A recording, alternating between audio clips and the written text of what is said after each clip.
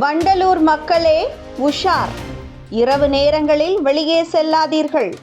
சென்னை தாம்பரம் அடுத்த நெடுங்குன்றம் பகுதியில் குடியிருப்பு பகுதிகளுக்குள் ஏரி உள்ளது. இந்த ஏரியில் ஏராளமான முதலைகள் உள்ளதால் அவ்வப்போது சாலைகளிலும் குடியிருப்பு பகுதிகளிலும் உலா வருகின்றன.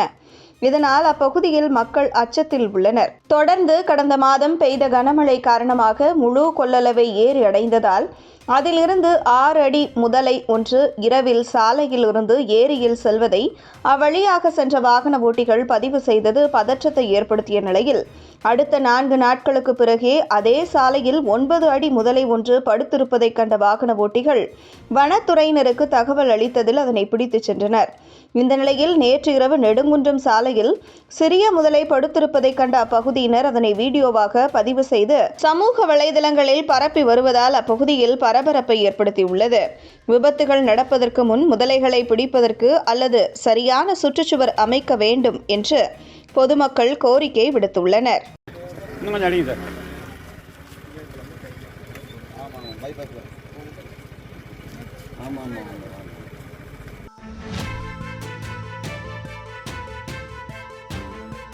ஆனா இன்னைக்கு கருணாநிதி ஐயனுடைய பேர் என்ன சொல்றாருன்னா, சனாதன தர்மத்தை ஒழித்து விடுவதுதான் என்னுடைய நோக்கங்கிறார்.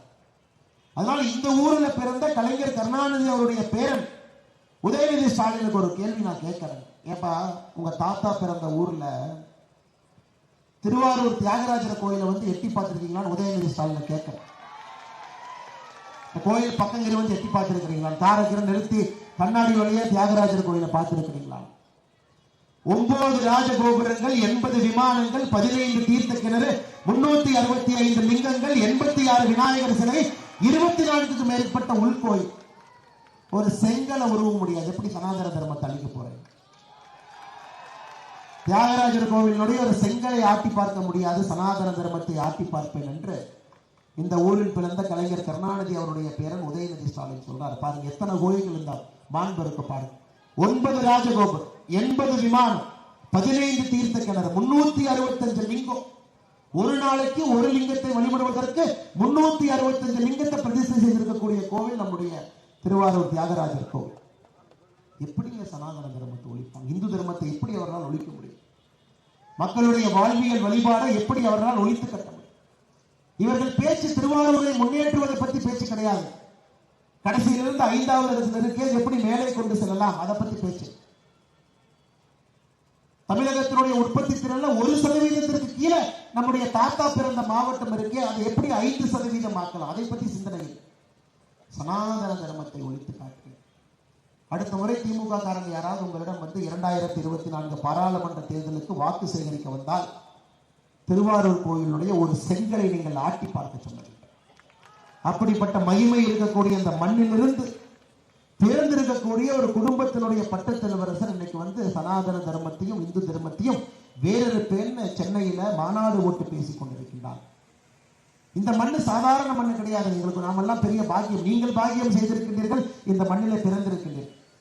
என்னை போன்ற மனிதனை எங்கேயோ புண்ணியம் செய்திருக்க வேண்டும், இந்த மண்ணிலே ஆண்டவன் என்னை நடத்தி வைத்து என்று அழைத்து வந்திருக்கின்றான். இதே மண் ஏனென்றால் மனுநீதி சோழனுடைய மண்.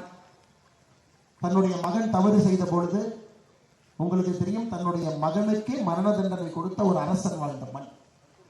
ஆனா இன்னைக்கு கலைஞர் கருணாநிதி அவர்கள் செய்த பெரிய தவறு என்னன்னா, மனுநீதி சோழன் மண்ணில் பிறந்த கலைஞர் கருணாநிதி அவர்கள் மகன், பேரன், கொள்ளு பேரன், கொள்ளு பேத்தின் அடுத்தடுத்த தலைமுறை தப்பு பண்ணிட்டு போயிட்டே இருக்கிறார். பார்த்து கொண்டிருக்கிறோம்.